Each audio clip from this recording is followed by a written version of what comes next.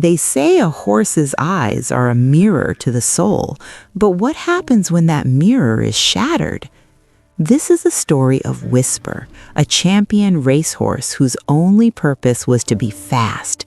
He knew the roar of the crowd, the flash of the cameras, and the weight of the jockey, but he did not know the gentle touch of affection. His life was measured in seconds and prize money, but when his once powerful legs failed him, he discovered the true price of perfection: to be discarded. On the other side, there is Samuel, an old farmer who spent his entire life caring for his land and his animals, but forgot to care for himself. After losing his wife, he retreated into a routine of silence and solitude, feeling that his best days, much like his farm, were long behind him.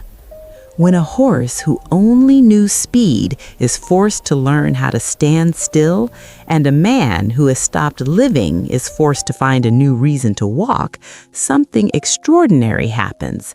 This is a journey about second chances. It is proof that a life's worth is not measured by how fast it runs, but by the depth of the mark it leaves on another's heart. Whisper's life began as contained thunder. Born on a spring dawn at one of Kentucky's most prestigious stud farms, he was promise incarnate.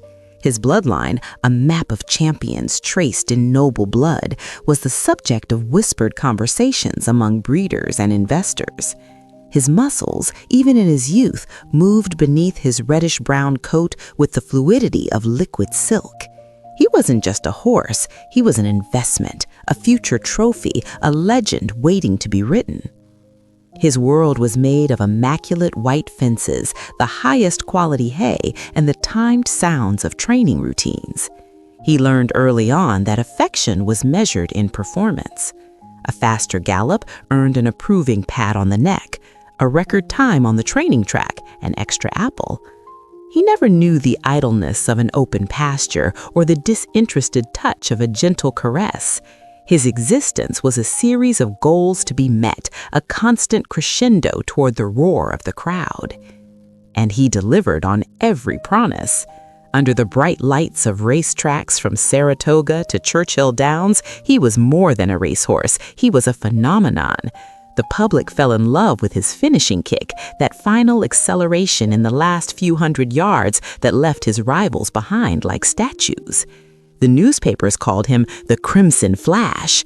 His owners, a syndicate of businessmen in expensive suits, smiled for the cameras, the silver trophies reflecting their satisfied faces. To them, Whisper was the most profitable asset in their portfolio, a perfect biological machine that turned speed into gold. But every machine, no matter how perfect, has a breaking point. It happened on a humid autumn afternoon at the Belmont Stakes. The glory of the Triple Crown was within his grasp. In the final stretch, he was in the lead. The roar of the crowd was an ocean of sound, pushing him forward. He stretched his legs, reaching for that last reserve of power that had always been there. And then, a snap. Not a loud sound, but an internal vibration, a catastrophic failure in his front left leg. The pain was a white-hot bolt that erased the world. He stumbled, his body protesting, the jockey holding on for dear life.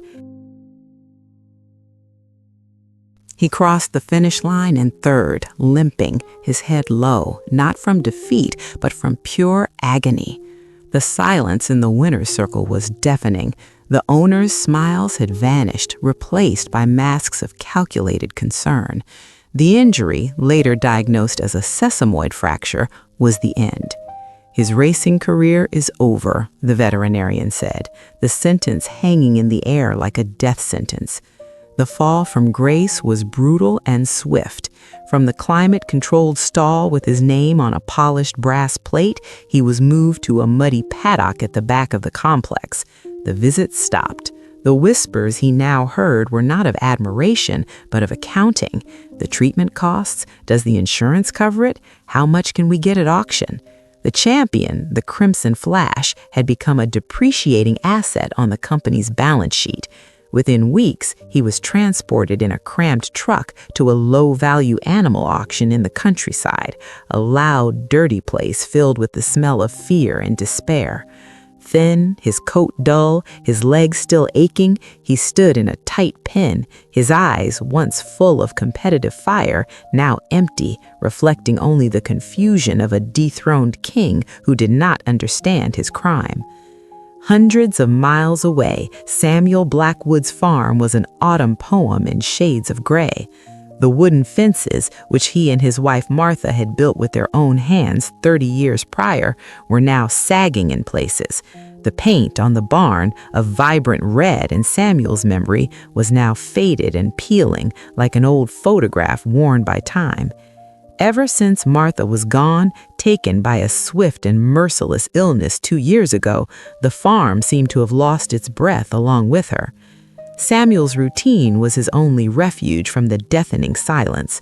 Waking before the sun, the bitter coffee, the mechanical work in the fields, the solitary dinner in front of the TV, the involuntary glance at the empty rocking chair on the porch. Each day was an echo of the last. His children, John and Sarah, would call from the city, their voices filled with a concern Samuel didn't know how to accept. "Dad, you need to get out, see people.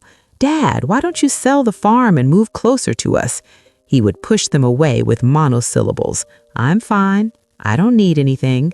The truth was, he felt that selling the farm would be like erasing the last traces of Martha, and he wasn't ready for that. He was getting old, and the loneliness made every ache in his body feel sharper. He felt his purpose had vanished with the woman he loved. He was a farmer without the joy of the harvest, a guardian of memories on a property that was becoming, with each passing day, more of a museum than a home. It was John, his youngest son, who broke the monotony. "Dad, I know you're going to say no, but just hear me out," he said on the phone, his voice cautious. "I saw an ad. An auction. There's a racehorse, a champion. Looks like he got injured. They're practically giving him away. His name is Whisper."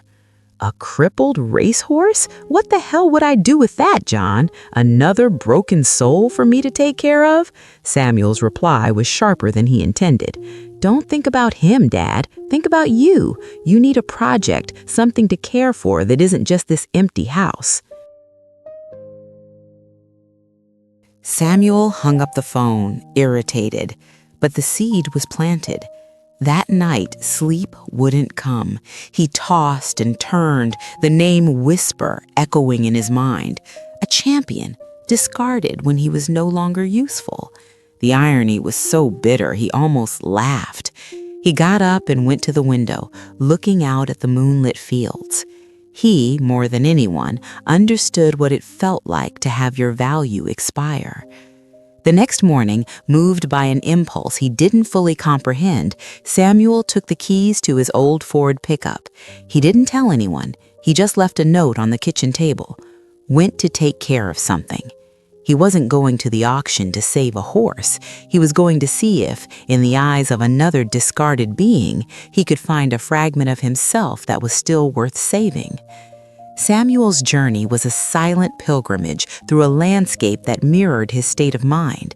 Harvested fields, bare trees, and a low gray sky that seemed to press down on the earth. Every mile driven in the old pickup was a battle against reason, which told him to turn around and go home. What was he doing? A 70-year-old man with aching joints and a heavy heart, chasing after a broken animal he had neither the energy nor the money to care for. It was a fool's errand, he thought. But the image of that abandoned champion was etched in his mind, an anchor pulling him forward. The auction site was a chaos of sounds and smells that assaulted Samuel's senses, accustomed as he was to the peace of his farm. The air was thick with the odor of damp hay, manure, and the metallic scent of fear from hundreds of animals. Men shouted bids, trucks maneuvered loudly, and underneath it all was the lament of confined creatures. Samuel felt like a stranger, a ghost from a simpler, gentler world. He walked through the pens, his heart tightening with every gaze he met, the pleading eyes of a calf, the resignation of an old sheep. And then he saw him. In a small, isolated pen, far from the more valuable livestock, stood Whisper. The reality was even more desolate than the photograph. He was the shadow of a champion. His thinness accentuated his bones, his reddish-brown coat was dirty and dull, and he stood awkwardly trying to ease the weight off his injured leg. But it was his eyes that stopped Samuel's heart. There was no anger, no fear, just a profound emptiness, a total disconnection from the world around him. It was as if the horse's spirit had retreated to a place where pain and humiliation could no longer reach it. Samuel approached the fence, his calloused hands gripping the rough wood. He said nothing. He just stood there, watching. Other buyers walked by, cast a disdainful glance, and moved on. "Bad leg," one of them spat on the ground, "not even fit for a cart." Samuel felt a wave of protective anger rise in his chest, an emotion he hadn't felt in years. When Whisper's lot was announced, the auctioneer's voice was disinterested. "Lot 247, thoroughbred, 5 years old, registered as Whisper's Triumph. Career ended by injury. Who'll give an opening bid of $200? The silence was heavy. $200 for a horse once worth millions. It was the final insult. No one moved. The auctioneer was about to move on, Whisper's fate sealed, likely a slaughterhouse. It was then that a hoarse, hesitant voice cut through the air. "200! All eyes turned to Samuel. He felt his face flush, uncomfortable with the attention. A man who looked like a horse trader laughed. "250, he said, clearly intending to buy the horse for his meat. "300, Samuel replied, his voice a little firmer. The trader stared at him, sizing up the old farmer. "350. Samuel's heart pounded. He didn't have much money. This was madness. He thought of Martha. She would call him a sentimental old fool. And then she would smile and tell him to follow his heart. He looked at Whisper, who hadn't moved, still lost in his world of apathy. "500, Samuel said, his voice resonating with an authority that surprised himself. The trader snorted, shook his head, and walked away. It wasn't worth it. The auctioneer banged his gavel. "Sold to the gentleman in the worn jacket for $500. Getting Whisper home was a challenge. The horse, who once traveled in climate-controlled trailers, was now in a simple, old-fashioned horse box. He resisted, his eyes wide with panic at the instability. The journey back was slow and tense. When they finally arrived at Blackwood Farm, it was already dark. Samuel, exhausted, guided the limping horse into the oldest barn, one that hadn't been used in years. He lined it with the softest hay he had, filled a bucket with fresh water and another with high-quality oats. Whisper ignored it all. He went to the darkest corner of the stall and stood there, facing the wall, a statue of misery. Samuel sighed, the enormity of what he had done weighing on his shoulders. He didn't try to touch the horse. He just sat on a bale of hay outside the stall, his body aching, and watched. "Well, kid, looks like it's just two old fools now. You who can't run anymore, and me who doesn't know where I'm going." The days that followed settled into a routine of silence and distance. Every morning, Samuel would tend to Whisper's leg, cleaning it and applying an ointment the local vet had recommended. The horse endured the touch with a tense rigidity, his whole body coiled, but he never reacted with violence. It was a cold tolerance, not an acceptance. Afterward, Samuel would leave him in a small fenced pasture, away from the few other animals on the farm. And Whisper would do the same thing every day, walk to the farthest tree and stand there head low for hours on end, as if mourning his lost life.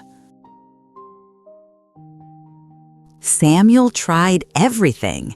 He offered the finest apples, the sweetest carrots. He spoke to him in a low, calm voice, telling him about Martha, about the old days, about the harvests. Whisper ignored him completely. He ate the food Samuel left, but only when the old man walked away. He allowed no approach, no connection. The wall around his heart seemed impenetrable. Samuel felt his frustration grow. He had gotten himself into a mess. This horse was a lost cause, a bottomless pit of sorrow. Several times he thought of giving up, of calling his son and admitting he'd made a mistake. But then he would look at the magnificent animal and see a reflection of his own pain, his own refusal to connect with the world. To give up on Whisper would be like giving up on himself. So he changed his tactics. He stopped trying to force a connection. He stopped talking, stopped offering treats. He simply began to be there. Every afternoon, after his chores, he would bring an old chair out to the pasture, sit at a respectful distance and read a book or just watch the clouds. He didn't look at the horse, didn't call to him. He just shared the same space, the same silence. At first, nothing changed, but after a week of this new ritual, something subtle happened. Whisper, instead of going to the farthest tree, stopped a few yards closer. He still didn't look at Samuel, but his position had shifted. The next day, a little closer. It was a minuscule advance, almost imperceptible, but to Samuel, it was like seeing the first green shoot break through the frozen earth after a long winter. Communication wasn't happening through words or actions, but through stillness. Two lonely souls, each in their own winter, beginning to feel the faint warmth of the other's presence. Spring arrived at Blackwood Farm not as an explosion, but as a whisper, much like the friendship blossoming in the silent pasture. The gray of winter gave way to a timid green, and the air, once sharp, now carried the scent of damp earth and promise. For Samuel, the changing of the seasons was marked by a new metric, the decreasing distance between his chair and the spot where Whisper chose to graze. Each day, the horse allowed the circle of his solitude to shrink a little more, a gesture of trust more eloquent than any whinny. The turning point, the moment when silent tolerance transformed into an invitation, happened on a lazy April afternoon. Samuel was reading, his glasses at the tip of his nose, when he felt a shadow fall over him. He slowly looked up. Whisper was standing beside his chair, so close that Samuel could feel the warmth radiating from his body. The horse wasn't looking at him, but toward the horizon, as if just passing by, but his nostrils twitched, taking in the scent of the old man, the book, the faint tobacco that clung to his clothes. Samuel's heart beat a little faster. He remained absolutely still, holding his breath. After a long moment, Whisper lowered his massive head and, with a gentleness that belied his size, blew a warm breath onto Samuel's hand, which was resting on the arm of the chair. It wasn't a touch, but it was a question, a greeting. Samuel, moving with the slowness of someone disarming a bomb, slowly turned his hand over, palm up, a universal gesture of peace. He didn't try to pet the horse, he just offered his open hand. Whisper hesitated, then stretched his neck and touched Samuel's palm with his soft lips, a touch as light as a butterfly's wing. In that instant, the dam of emotions Samuel had built around himself for 2 years began to crack. A single tear escaped from his eye and rolled down his wrinkled cheek. He didn't wipe it away. Whisper raised his head, and for the first time, his eyes met Samuel's. The emptiness was gone. In its place was a calm curiosity, an acceptance. In that gaze, two broken souls fully recognized each other. From that day on, the dynamic changed. Samuel's routine was no longer a monologue, but a dialogue. He began to brush Whisper's coat, which was now growing shinier and healthier. At first, the horse would tense up, his muscles rigid under the brush, the memories of rough handling still present. But Samuel's hand was patient and steady. He would talk as he brushed, his voice a constant murmur. "You know, kid, Martha loved horses. She always wanted a thoroughbred like you. She'd say you're the most beautiful animal she'd ever seen." Gradually, Whisper began to relax during these rituals. He would lean into the brush, showing Samuel the spots that needed more attention. He would close his eyes, letting out long sighs of contentment. For an animal who had only known the functional, hurried touch of grooms and jockeys, the experience of disinterested care, of a touch that asked for nothing in return, was a revelation. Whisper's leg was also healing. With daily care and rest, the pain subsided. He still had a limp, and Samuel knew he would never run as he once did, but he now moved with more freedom, exploring every corner of the pasture. Seeing the progress, Samuel decided to take the next step. He took an old halter from the barn, the leather worn and soft with age. He approached Whisper, showing him the object. The horse took a step back, his eyes wary. The halter, to him, was a symbol of work, of strain, of pain. "Easy, kid," Samuel said softly. "We're not going anywhere you don't want to go. It's just a walk, you and me." He stood for nearly 10 minutes, just holding the halter, allowing Whisper to smell it, to get used to its presence. Finally, with infinite patience, Samuel slipped the strap over the horse's head and buckled it. And then, instead of pulling, he just stood beside him. "Shall we?" he asked. They took the first step together. It wasn't a training walk, but a stroll between old friends. Samuel didn't guide him with force, he merely suggested a direction, and Whisper followed. They walked slowly across the farm, past the peeling barn and the sagging fences. To an observer, it was a melancholy scene, an old man and a lame horse, both past their prime. But to them, it was a victory. It was movement. It was partnership. During these walks, Samuel found his voice again. He told Whisper about his life, about the day he met Martha, about the birth of his children, about the droughts and the bountiful harvests. The horse listened, his ears swiveling back and forth, catching every inflection in the old man's voice. And in telling his own story, Samuel began to find himself again. The memories, once painful, were now tinged with a sweet nostalgia. He was no longer just guarding the past, he was sharing it. One day, John, his son, came to visit unannounced, worried about his father's silence. He stopped his car and saw the scene in the field.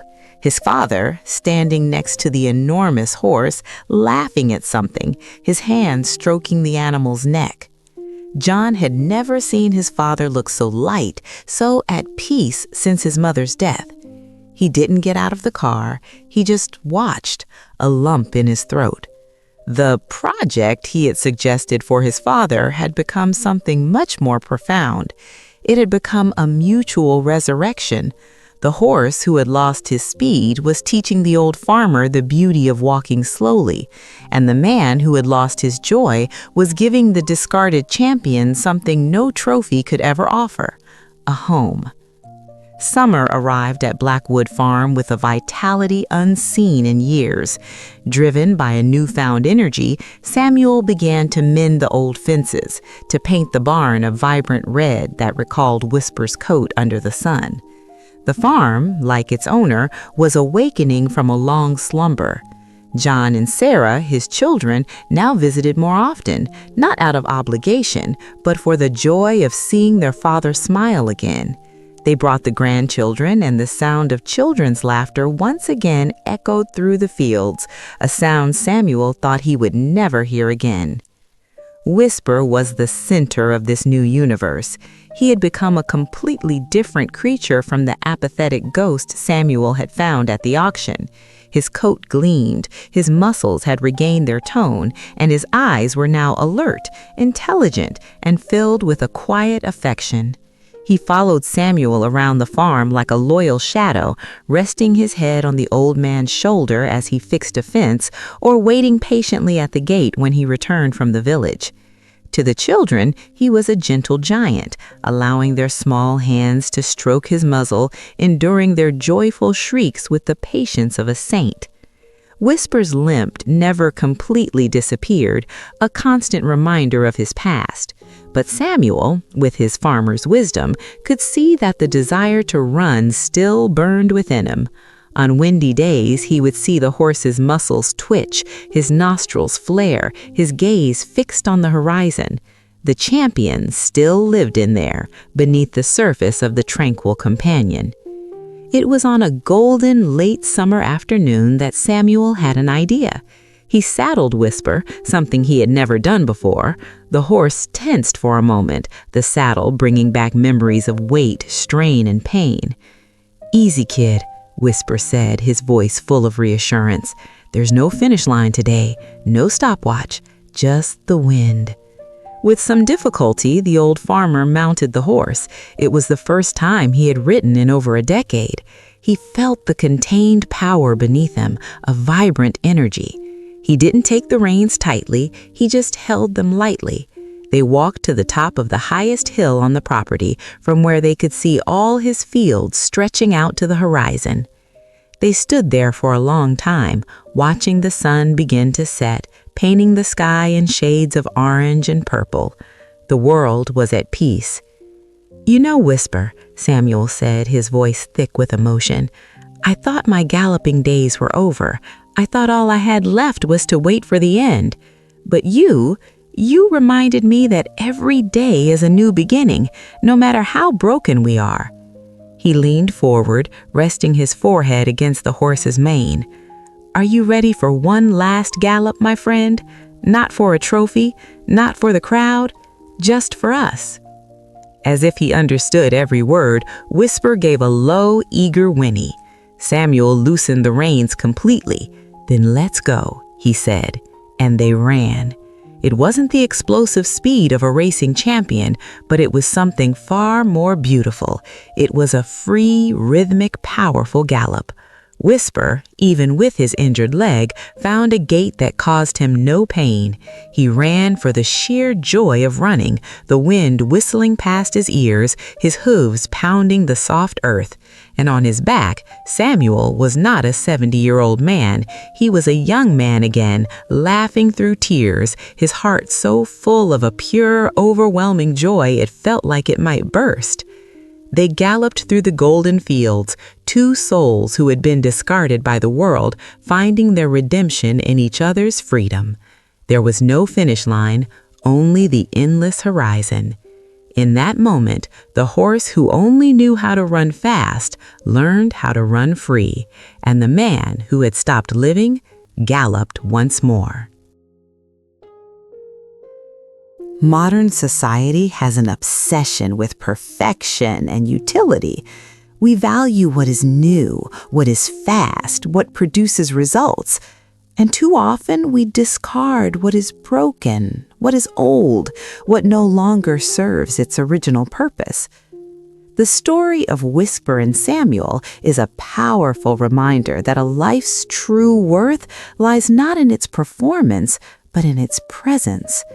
A champion racehorse found his greatest purpose not at a finish line, but in the stillness of a pasture beside an old friend. A farmer who thought his life was over discovered a new reason to live by caring for another wounded soul. They teach us that our cracks and scars are not signs that we are finished, but maps of where healing can begin. They teach us that a second chance often doesn't look like a golden door opening, but like a creaking farm gate, inviting us to care for something beyond ourselves. Perhaps you feel like Whisper, discarded after giving your best. Or perhaps you feel like Samuel, living in an echo of the past, feeling your best days are behind you. If so, let this story be a light. Let it remind you that there is always a new pasture, a new walk, a new gallop waiting for you, and that often the one you set out to save is, in fact, the one who has come to save you. If this journey has touched your heart, share this message of hope. Leave a like so that more people can be reminded of the value of second chances. And tell us in the comments, what was the second chance that changed your life? Thank you for joining us. And remember, you are not defined by how fast you ran, but by the courage you had to keep on walking. Until the next story.